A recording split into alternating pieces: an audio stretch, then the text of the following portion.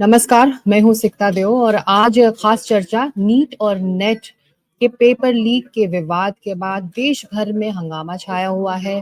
छात्र परेशान हैं, अभिभावक उतने ही चिंतित हैं। इस बीच केंद्र सरकार ने एंटी पेपर लीक कानून को लागू कर दिया है। ये कानून इसी साल फरवरी में संसद में पारित हुआ था और राष्ट्रपति की मंजूरी के बाद इसे 21 जून से लागू कर दिया गया है। तो क्या है ये नया कानून और किस तरह से ये नकेल कसेगा जो आरोपी हैं और इस पूरी धांधली में जो लोग लगे हुए हैं उन पर। इसी को विस्तार से समझने के लिए हमारे साथ वरिष्ठ वकील विराग गुप्ता जुड़ रहे हैं। विराग जी, शुक्रिया एनडीटीवी से बात करने के लिए।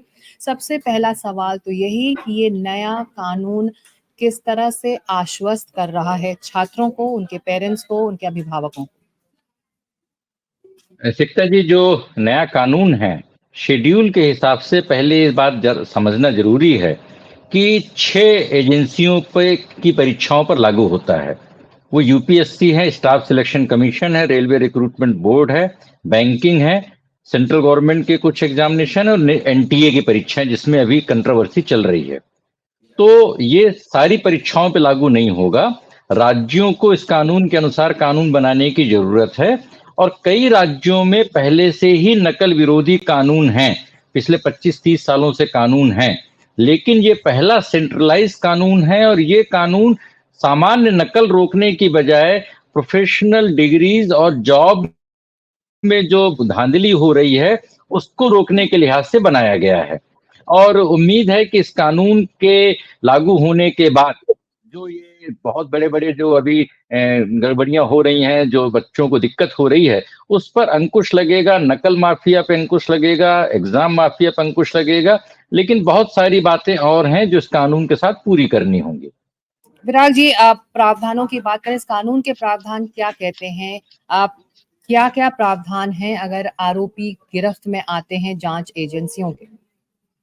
देखिए, इस कानून के लागू होने के पहले भी आईपीसी के कानून के तहत मामले दर्ज होते थे।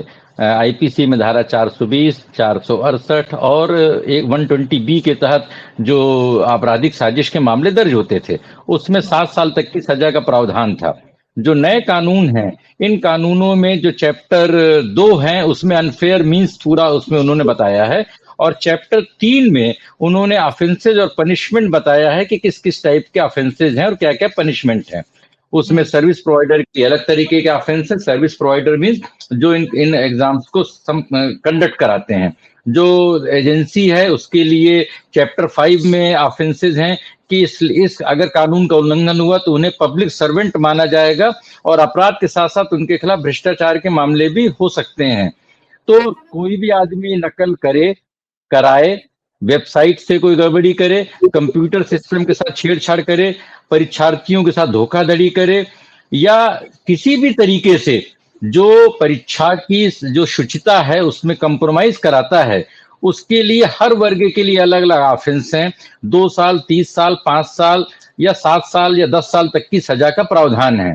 सर्विस प्रोवाइडर के लिए 1 करोड़ रुपए जुर्माने का भी प्रावधान है।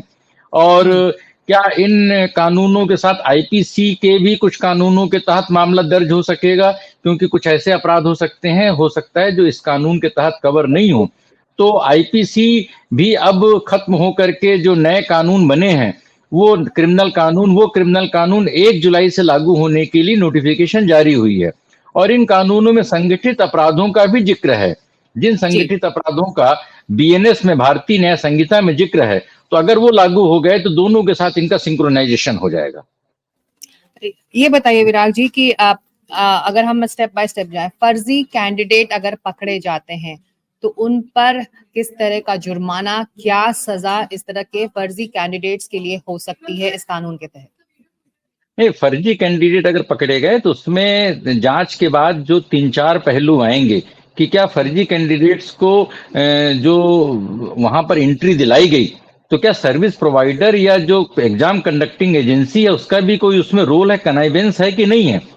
फर्जी कैंडिडेट्स में क्या सिस्टम का फेल्योर था या कनाइवेंस थी या एक उसके पीछे एक बहुत बड़ा एक आपराधिक तंत्र था, उसके अनुसार ही चीजों का निर्धारण होगा। और अगर सिर्फ एक कोई इंपर्सोनेशन करके आ रहा है तो इंपर्सोनेशन में उसने जाली दस्तावेज लगाए, उसके हिसाब से इस कानून के तहत दर्ज होंगे। लेकिन एक बात समझने की जरूरत है कि इस कानून के सेक्शन 17 के तहत रूल को बनाना है, और वो रूल मेरी जानकारी के हिसाब से अभी नहीं बने हैं या नोटिफाई नहीं हुए हैं। तो जब तक रूल्स नहीं बनेंगे तब तक इन कानूनों के बारे में विस्तार से समझना और उन पर अमल करना मुश्किल होगा, क्योंकि इस समय कई सारी परीक्षाओं के ऊपर सवाल उठ रहे हैं। तो कहीं ना कहीं से सरकार पर दबाव था, क्योंकि ये कानून फरवरी में बन गए थे और फरवरी के बाद आनन फानन में रात में इनको लागू करना इसलिए करा जिससे कि एक साइकोलॉजिकल प्रेशर पड़े और आगे से परीक्षाओं पर कंप्रोमाइज नहीं हो पाए। आप कह रहे हैं कि एक बड़ा सेंट्रलाइज्ड कानून बना है एंटी पेपर लीक को लेकर, चीटिंग को लेकर। ऐसे में क्या ये एक बड़ा सख्त कानून है? क्योंकि हम लगातार चर्चा कर रहे हैं कि दूसरे देश जो हैं, दूसरे बड़े देश जो ऐसे घोटालों को, ऐसी वारदातों को सह चुके हैं, वो काफी सख्ती दिखा रहे हैं हर स्तर पर, कानून बनाने के स्तर पर, विश्वविद्यालय के स्तर पर। तो ऐसे में आपको इस वक्त लग रहा है ये जो नया कानून आया है, जो 21 जून से लागू हो रहा है, वो उतना ही सख्त होगा और एक तरह से डेटरेंट भी होने वाला है आगे आने वाले दिनों में? देखिए, ये कहना मुश्किल है। निश्चित तौर पर इस कानून के लागू होने से मनोवैज्ञानिक दबाव पड़ेगा, लेकिन हमारे यहाँ पर कानून पहले से ही थे इस तरीके के अपराध रोकने के लिए। तो कानून कैसे लागू होगा, किस तरीके से, उसमें 4 बड़े पहलू हैं। पहला पहलू ये है कि इसके नियम अभी लागू नहीं हुए हैं। दूसरा पहलू ये है कि बहुत सारी जो परीक्षाएं आयोजित हो रही हैं, उन परीक्षाओं को आयोजित करने में आउटसोर्सिंग बहुत ज्यादा हो रही है। सर्विस प्रोवाइडर्स हैं, निजी एजेंसियां हैं, तो उन सर्विस प्रोवाइडर्स और निजी एजेंसियों की सॉवरिन पावर के भीतर किस तरीके से जवाबदेही तय की जाए, ये दूसरी बात है। तीसरी बात, कोचिंग इंस्टीट्यूट हैं जो आपराधिकता में लिप्त हैं, उन कोचिंग इंस्टीट्यूट्स के लिए एक अलग तरीके के कानून है, उसका इसके साथ कैसे सिंक होगा, ये तीसरी बात है। चौथी बात यह है कि जो स्टेटमेंट ऑफ ऑब्जेक्ट्स है, उसके अनुसार राज्यों को भी मॉडल कानून बनाने हैं। कुछ राज्यों में ऑलरेडी पुराने कानून हैं, कुछ राज्यों में कानून नहीं है, और इस कानून के तहत जो जांच होगी minimum deputy superintendent of police DYSP करेगा। तो राज्यों को इसको अमल करना है, तो राज्यों के साथ किस तरीके की एक कोऑर्डिनेशन होगा, राज्यों को किस तरीके से इसमें एक सारी बातें होंगी।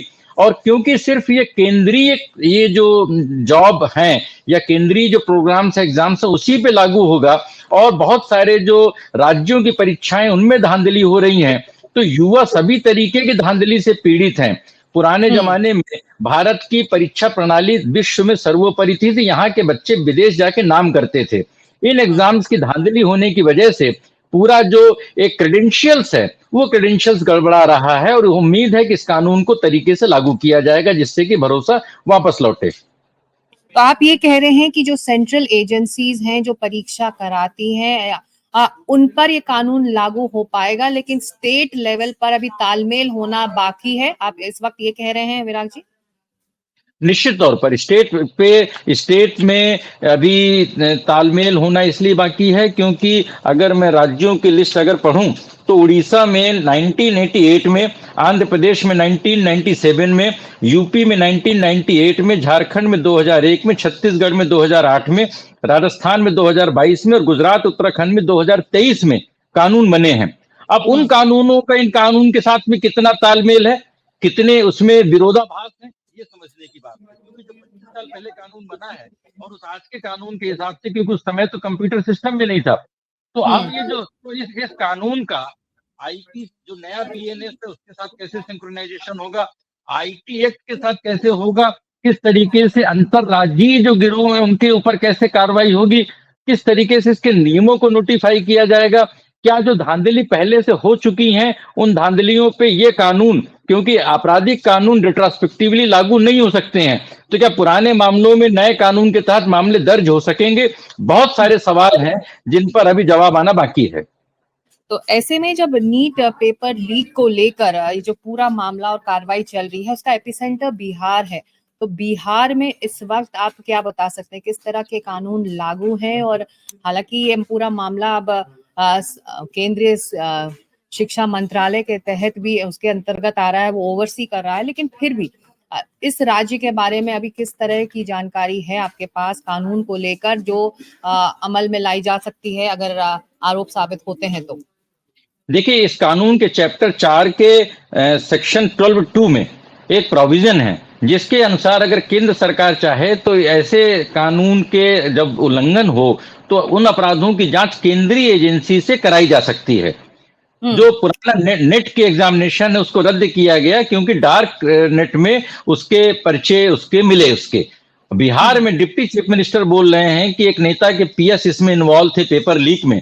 इसका मतलब कि पेपर लीक हुआ है और बिहार में भी दिक्कत है, गुजरात में भी दिक्कत है, हरियाणा में भी दिक्कत है।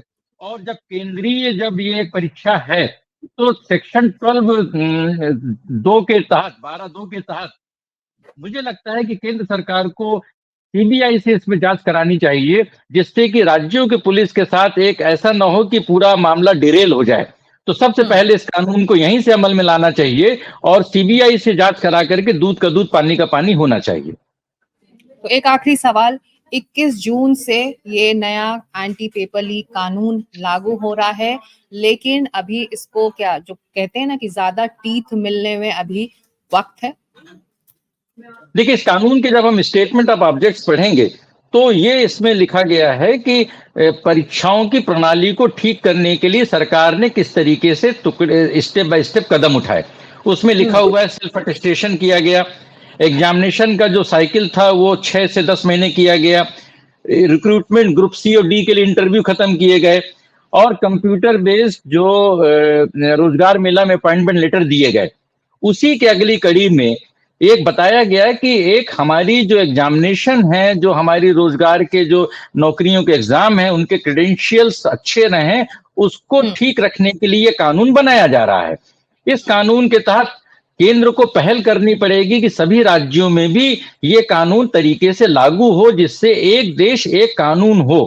और 1 जुलाई को जो हमारे 3 नए आपराधिक कानून आ रहे हैं और उसमें जो संगठित अपराध का जो मसला है, इसमें सर्विस प्रोवाइडर से 1 करोड़ रुपए वसूलने की बात है, लेकिन यह भी बात है कि जो नुकसान हुआ है उस नुकसान की भी भरपाई करेंगे। तो अब अगर 24 लाख लोगों का नीट का एग्जाम दोबारा हो तो वो 24 लाख लोगों के नीट के परीक्षार्थियों का जो हर्जाना कौन भरेगा इस कानून के अनुसार। तो ये बातें हैं, जो करे सो भरे।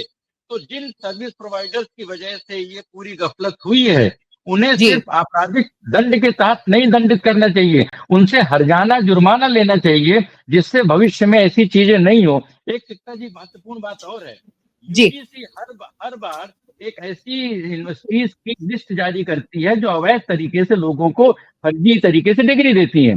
वो 20 यूनिवर्सिटीज के खिलाफ भी इस कानून के तहत कार्रवाई करनी चाहिए क्योंकि इसमें प्रावधान है ऐसी यूनिवर्सिटीज और ऐसी वेबसाइट के खिलाफ कार्रवाई करने के लिए। देश में शिक्षा माफिया के खिलाफ नए कानून के तहत सख्त कार्रवाई हो तो मुझे लग रहा है कि लोगों का भरोसा लौटेगा।